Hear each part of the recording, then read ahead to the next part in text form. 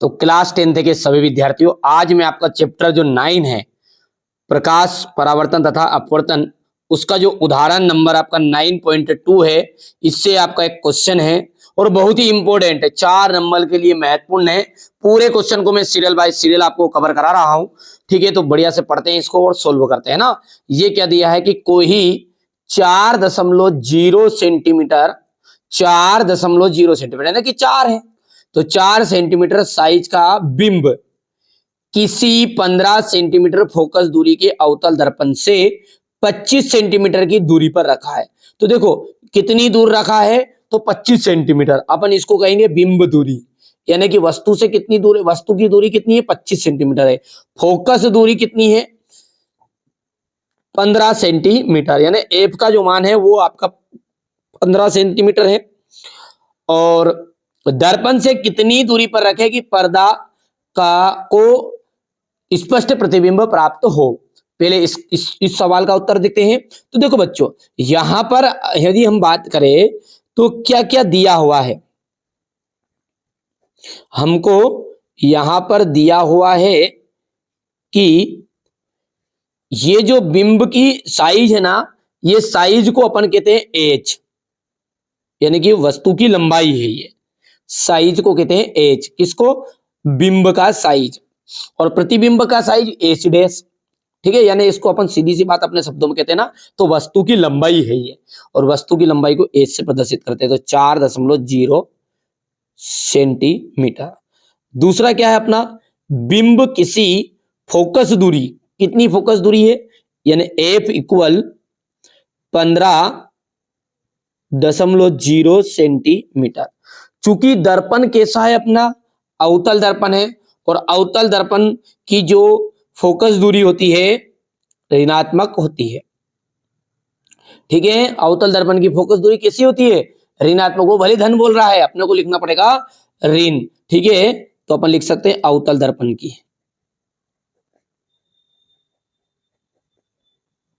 अवतल दर्पण की फोकस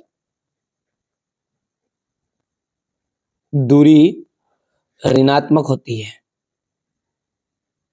ऋणात्मक होती है। ये चाहो तो ये लिख लो, या फिर ऋणात्मक चिन्ह दिशा दर्शा रहा है, कोई सा भी लिख दो। इसी तरह सेम आपका अवतल दर्पण से 25 सेंटीमीटर दूर पर रखा है, तो वस्तु है ये, तो U इक्वल भी कितना जाएगा, माइनस का 25.0 सेंटीमीटर।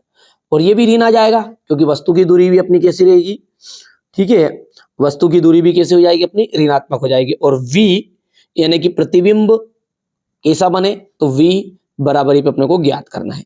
साथ ही साथ अपने को प्रतिबिंब का की प्रकृति और साइज ज्ञात करना है। तो साइज को अपन कहेंगे, ये वस्तु का साइज था, अब ये प्रतिबिंब का साइज अपन बोलते हैं एच डैश, यानी ये प्रतिबिंब की लंबाई।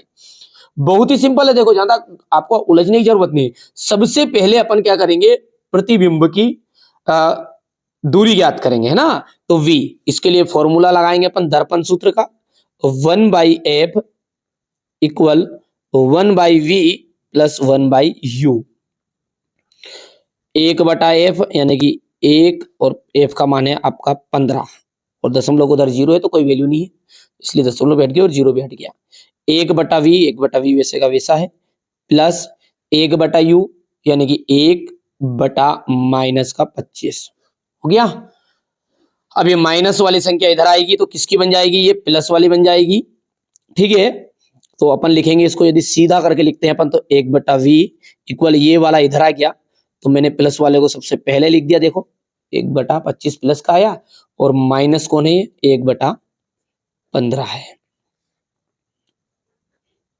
1/v इज इक्वल, यदि हम बात करें 15 की, तो 15 करना 15, या फिर अपन इन दोनों का जब एलसीएम लोगे, आप जब दोनों का एलसीएम लोगे, तो एलसीएम निकालने का तरीका क्या है आपको पता है, इसको अपन यहां पर सीखते हैं ना। पेज ले लेता हूं मैं थोड़ा सा एक अलग, ये देखो, यदि अपन 25 और 15 का एलसीएम लेंगे, ये तो याद भी होगा आप लोगों को सबको, तो यहाँ से 3 से देंगे, 25 में नहीं जा रहा है, और ये 3 पंजे 15, फिर अपन 5 से देंगे पच्चम 25, 5 करना 5, फिर 5 देंगे ये, तो पच्चम 25, 25 या 75 आया है 75। तो यहां पर आ गया 75 और ऊपर हम 25 का भाग देंगे तो 25 या 75, तो 3 का ऊपर गुना हो गया माइनस, ठीक है 15 का पहाड़ापन बोलेंगे तो 15 15 15 2 30 15 3 45 15 चौको 60 15 5 75, तो 5 बार गया ये, ठीक है। आगे बढ़ते हैं तो ये हो जाएगा आपका 1/v इज इक्वल हो जाएगा -2 और बटा 75। सब जानते हैं यदि अपन इसको 75 को यहाँ लाएंगे तो 2 बटे में जाएगा और v ऊपर हो जाएगा, तो यदि हम सीधा करके लिखते हैं, यदि पलटी करा मतलब v/1, तो ये भी 75/2 आपका हो जाएगा माइनस का। अब 2 से कैंसिल कर दो, 2 तिया 6, 1 बच गया है 15 बन गया, और 2 सते 14, फिर 1 बच गया और 2 पंजे 10, यानी कि v का जो मान है, v का जो मान है यहाँ पर माइनस वाला था तो माइनस का 37.5 और सेंटीमीटर। यहां पर प्रतिबिंब की जो दूरी है वो आपको 37.5 सेंटीमीटर बतानी पड़ेगी, है ना, 37.5 सेंटीमीटर आ जाएगा। तो यहां पर क्या बोला उसने, दर्पण से कितनी दूरी पर किसी पर्दे को रखा जाए, तो हम बोलेंगे दर्पण से कितनी को हटा देंगे और लिख देंगे 37.5 सेंटीमीटर, क्योंकि ये माइनस तो दिशा बता रहा है ना, क्योंकि अवतल दर्पण की जो प्रतिबिंब की दूरी होती है वो ऋणात्मक होती है, फोकस दूरी भी ऋणात्मक होती है और वस्तु की दूरी भी ऋणात्मक।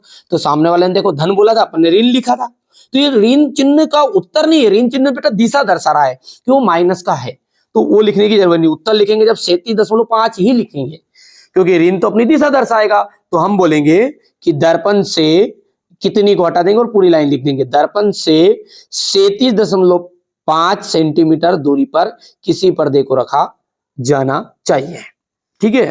तो अपन बोल भी सकते हैं सीधा करके, दर्पण से अतः दर्पण से 37.5 सेंटीमीटर दूरी पर ये देखो यहां से पूरी लाइन इसी में से लिख रहा हूं, कोई अलग से नहीं लिख रहा हूं, दर्पण से बस अब यहां 37.5 लिख दिया, दूरी पर किसी पर्दे को रखा जाना चाहिए, दूरी पर किसी पर्दे को रखा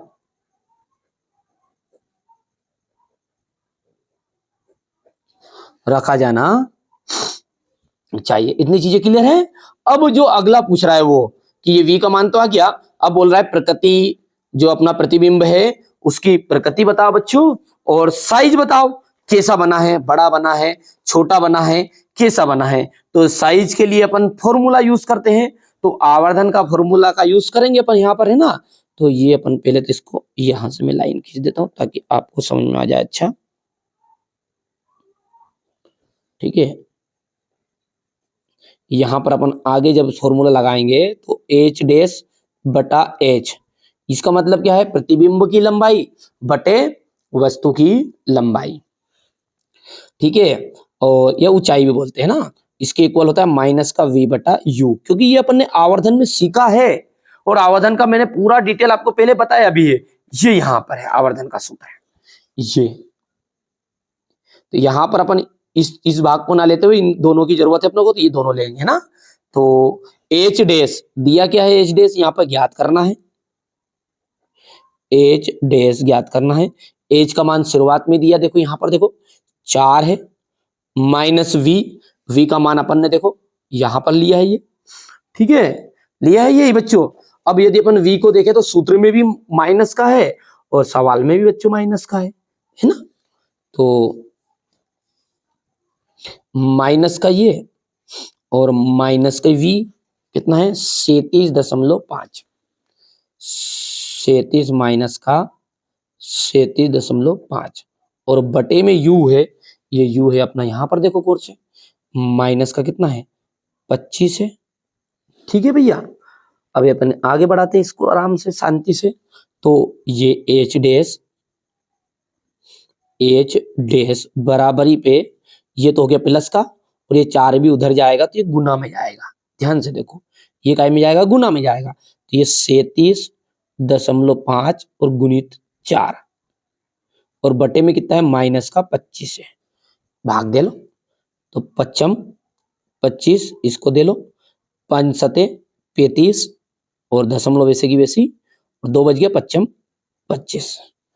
आगे बढ़ाते हैं, फिर 5 से दे देंगे, दे सकते हैं आराम से।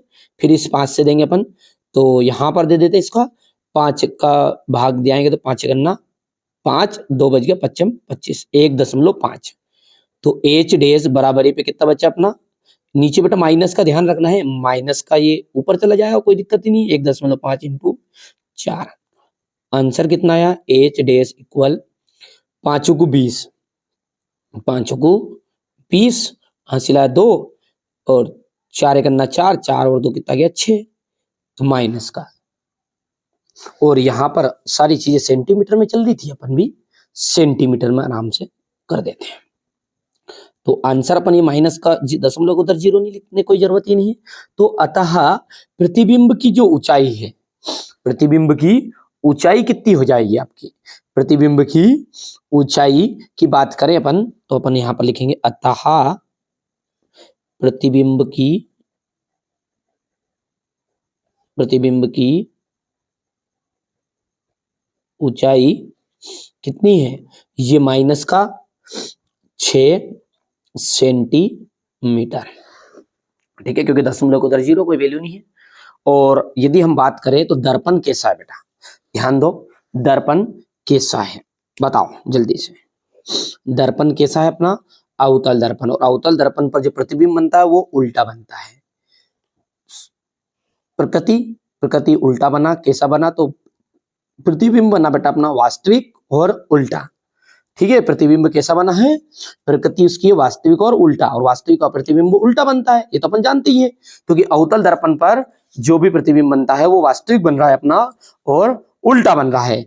अपन साइज की बात करें, साइज मतलब वस्तु से छोटा की बड़ा, तो देखो ये वस्तु की लंबाई कितनी है, 4 है, वस्तु की कितनी है 4, और प्रतिबिंब की कितनी है 6, देखो ध्यान से 6 हो गया है। ये माइनस तो क्या है, दिशा दर्शा रहा है, मैंने कहा ना कि जो अपना अपन ने जो पढ़े थे नहीं, अपन ने चिन्ह परिपाटी, उसमें देखा था अपन ने कि ये चिन्ह परिपाटी में देखा था, यदि ऊपर की ओर है तो धन है, नीचे की ओर है तो ऋण है, तो ये उल्टा बनता है तो नीचे की ओर ऋण, तो यानी प्रतिबिंब हमेशा माइनस में आएगा, और वस्तु की जो लंबाई रहेगी वो धन में आएगी, ठीक है। इधर आएंगे तो ऋण आएगा और इधर जाएंगे तो धन, ये मैंने ये सिखा दी बेटा, ये बेसिक कॉन्सेप्ट है ना। तो अपन देख रहे हैं यहाँ 4 है, यहाँ 6 है, तो आप खुद बना सकते हैं कि प्रतिबिंब का जो साइज है वो बड़ा होगा, ठीक है। तो अपन आंसर की लाइन लिखेंगे, अतः ये प्रतिबिंब की ऊंचाई कितनी हो गई 6 सेंटीमीटर, एवं प्रतिबिंब वास्तविक एवं उल्टा है, तथा कैसा है, बड़ा है, कैसा है बड़ा, किससे, बिंब से बड़ा, और बड़े को अपन बेटा बोलते हैं आवर्धित, क्या कहते हैं, आवर्धित। बस यही क्या अपना आंसर है, 2 आंसर हो गए है ना, यहां तक भी आंसर था ये भी, और ये भी आंसर है। बढ़िया से आप कंप्लीट करना है, थोड़ा सा छोटा कर देते ताकि हमारे बच्चों को कोई दिक्कत नहीं आए।